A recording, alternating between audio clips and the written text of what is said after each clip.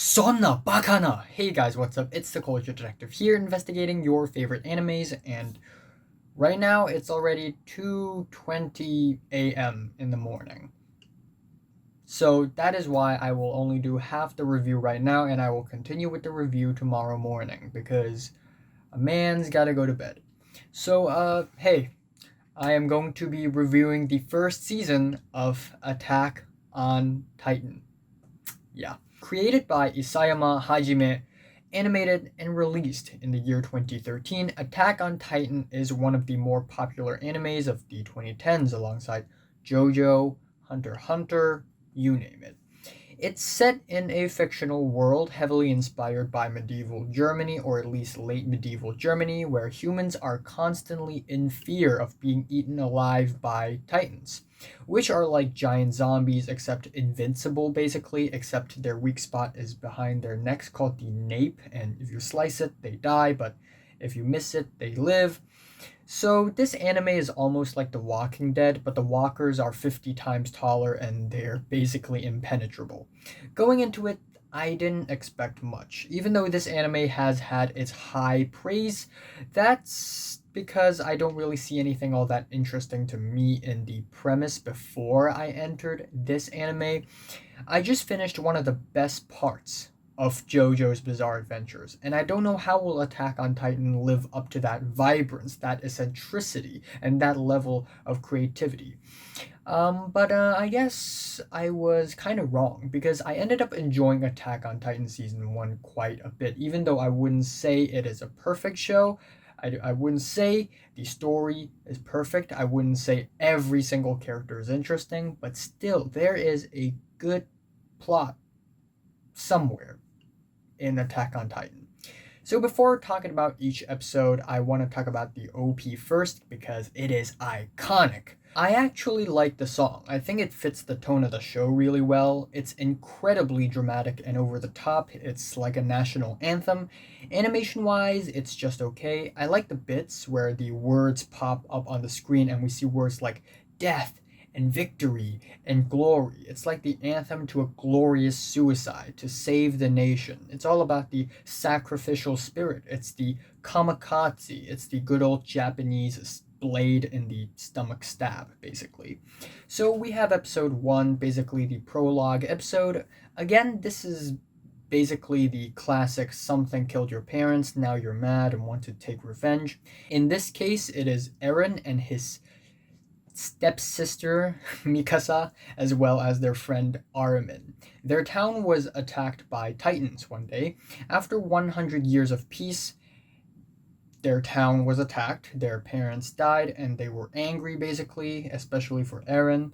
And starting from episode 2, we basically jump forward to see Eren, Mikasa, and Armin joining the training camp so that they can be trained to join the army or the police brigade or whatever. All is fine. Except I was a little disappointed on episode 3. Everyone had to do this body balance exercise and Eren kept failing. And then at the end it was revealed that Eren failed not because he sucked, but because his belt was faulty. So I guess Eren is that kind of character now. But that's what I said when I first wrote the script. But now that I've finished the entire season, Eren, he's not that bad of a character. You know, he has weaknesses, he has flaws. But still, the way he was written in the beginning, not all that, refreshing.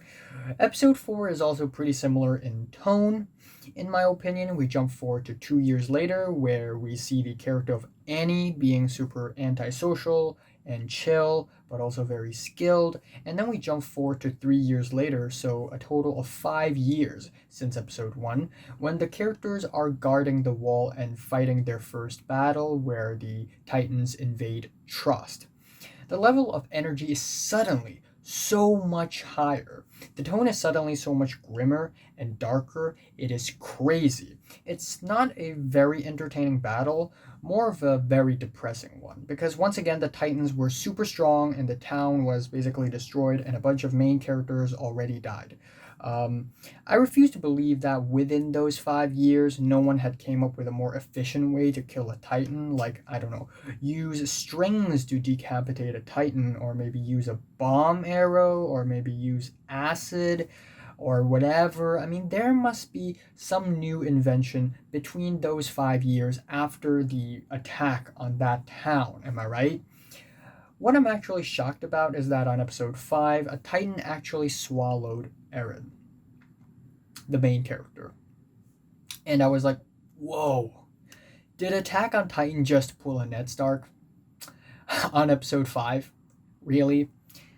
And then we get a lot of flashbacks regarding Mikasa, her past, and I actually like those flashbacks. Apparently, one day some dude slaughtered Mikasa's parents, so Eren's family adopted her. But at one point, Mikasa was kidnapped by 3 men. Then Eren went up to her and killed 2 of the 3 men, while Mikasa killed the other. It's actually quite ridiculous. I mean, two kids murdering 3 adult men. Yeah, and I don't understand why. In the beginning of this story, Mikasa seemed like the more experienced one, even though in the flashbacks Mikasa seemed like the more helpless one.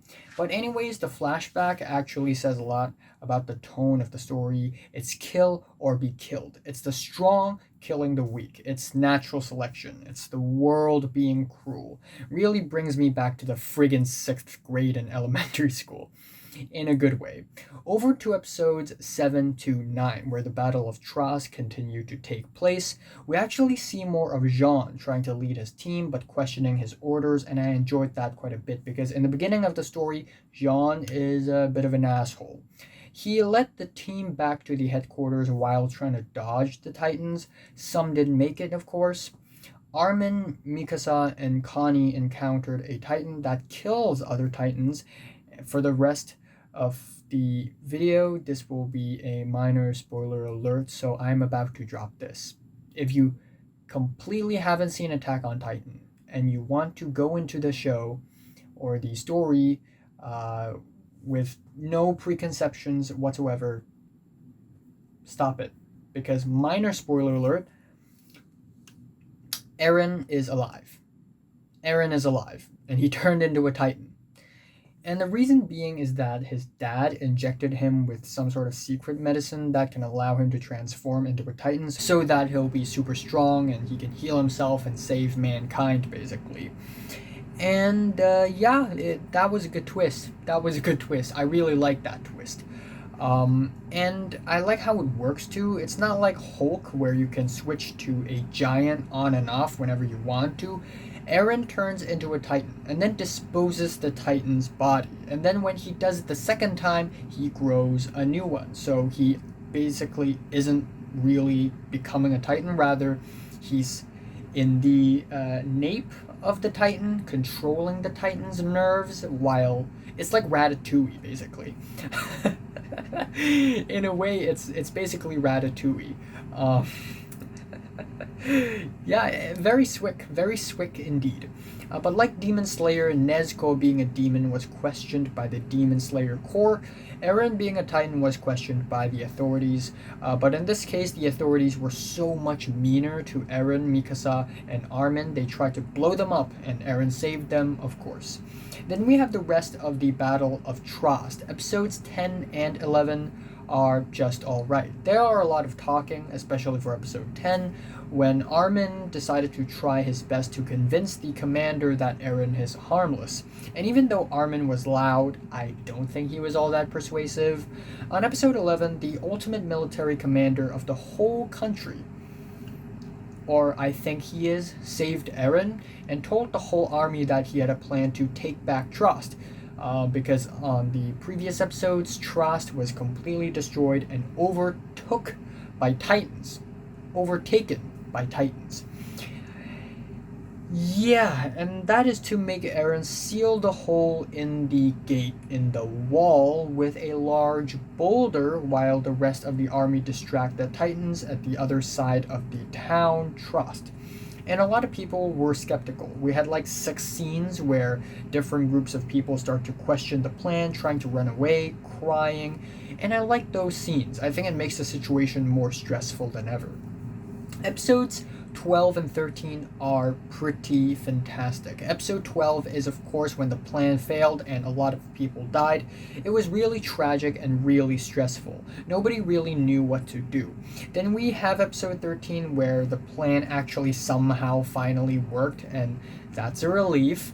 We also see a new character of Levi entering the story, being a really cold-blooded and arrogant guy who's also very talented, and that's pretty much it. Episodes 14 to 16 is Eve of the Counter-Attack, and it's sort of a transitional series of episodes between the Battle of Trost and whatever fight or arc we have next. I feel like a lot of time have passed between these episodes, but I can't tell how long because it was never shown. I did enjoy episode 14 with the trial of Eren, how Levi beat him up in order to prove a point. That really showed how aggressive and hardcore and straight to the point of a person Levi is. Also, on since episode 15, we have the second OP to Attack on Titan, and yeah, it's not as good as the first one in my opinion. The first one, it's so much more dramatic, so much more stressful. This one, it sounds even more like a national anthem. It sounds so much more like a national anthem, and in that aspect, I appreciate it more. But musically, it's not as catchy or as sticky, and animation-wise, with the flashing faces, with the epileptic faces, it's a little, it's a little redundant. It's a little overused. But yeah, again, I really appreciate the German being incorporated in the OP theme songs. The second OP is Flügel der Freiheit. Ladies and gentlemen, I am back. Episodes 15 to 16 are just alright in my opinion. One scene I like in particular is the scene where a bunch of people decide to enlist in the Survey Corps to a Survey Corps, because if I say corpse, it's like dead body corps, Survey Corps, to go out and fight Titans. Even after the commander said that 30% of them will die, so I guess corpse makes sense. I didn't enjoy the early 2000s rock music in this scene, but I like it in concept. And I'm actually intrigued because Annie just joined the military police brigade at the end and not the Survey Corps. And I feel like she's gonna somehow return when I watched the episode. But overall, not much really happened. There was a long scene where Hanji, the woman who works with Levi, explained a bunch of Titan stuff to Eren. There are also a few scenes where Eren just cleans stuff and feed horses and drink coffee or tea or whatever, and in this castle with a bunch of other people. Levi squad, they are. And that's it. Episodes 17 to 19 are pretty solid in my opinion. Basically, everyone went outside of the second ring of wall. So, in the world of Attack on Titan, all of humanity is in this one wall. One ring of wall. And it's called Wall... Shoot, I forgot. I think it's Wall Maria, and then the second ring is Wall Rose, and then the third ring is Wall Cena. So these 3 walls are basically the 3-layer protection from the Titans, from the outside world. But between these walls, there are also people living. So anyways, they went to the area between the second ring and the third ring, the outermost ring. So it's the areas between the outermost Wall Maria and the second one, Wall Rose, which are previously lost to Titans. So they are on an expedition, thus the title of this series of chapters, the 57th Expedition. What happened was that they ran into a female Titan, which is new, so it's cool. But what's cooler is that the female Titan appears to be really, really intelligent, meaning that she might actually be a woman, controlling the Titan. We also get flashbacks to Eren training on episode 19, his crewmates doubting him and turning against him, and then when they realized that Eren was actually a good guy, they apologized in a powerful way. I really like that scene. And at a point on episode 18, all of the remaining of them went into a giant tree forest, which is where they impromptu changed their plans to, instead of reaching the outermost wall of Wall Maria, they just wanted to capture the female Titan. But overall, I really enjoyed these episodes because of its sense of mystery. Who's controlling this Titan? Who's the person behind the female Titan? Who is she? The last bits of the arc is just fucking insane. Holy shit. This is what I've always wanted when I signed up for this anime. Episodes 21 and 22 are easily the best episodes so far. They are the most heartbreaking, the most tragic, the most powerful, and the most unexpected so far. I was really shocked, not gonna lie. Episode 20 was dialogue heavy, but it was interesting still. They managed to capture the female Titan in the middle of the tall tree forest.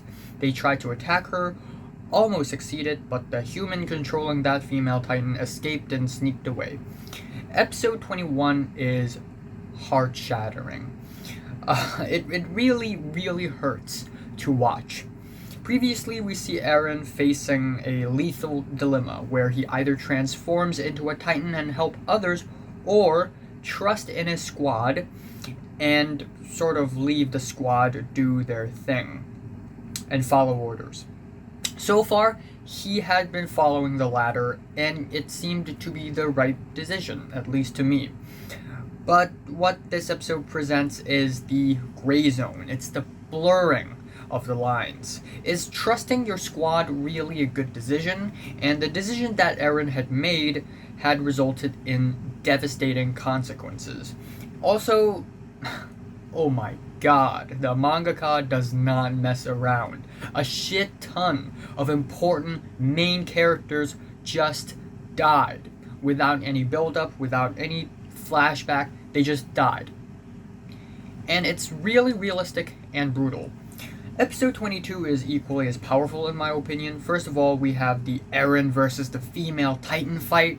A fight that I've been waiting for so long, and it's incredibly entertaining. The scene where Eren was like, screw it, that scene gave me so much goosebumps. When I went into Attack on Titan, I didn't know that there were going to be this many goosebump moments. That is probably one of my favorite things about the anime so far. Also, seeing hand-to-hand combat between Titans is new. It's really a new thing. And to see someone finally on par with the female Titan and have a fight is crazy. Eren didn't succeed, unfortunately, kind of blinded by his own anger. So Mikasa and Levi came in, and oh my god, that scene, oh my god. And the aftermath, it's bitter, it's sad, it's tragic. The Survey Corps are defeated. There are lots of dead bodies, and it appears that Commander Erwin and Levi didn't even care about those dead people, even though we know that's not the case. I mean, there must be a harsher truth behind the stoicism. What's also heartbreaking is when the Survey Corps returned to the town and people were like, wow, they're useless, they just wasted all our tax money all over again. But then there were these two kids looking at the Survey Corps, smiling. This really hurt because they can grow up and meet the same fate. They can grow up and they can just die a meaningless death. They didn't know how dangerous that path is. And also, I guess at this point, anyone can also figure out who is the human controlling the female Titan, because it's kind of obvious at this point. Kinda obvious, you know, with the hair, the shape of the nose, and kinda obvious.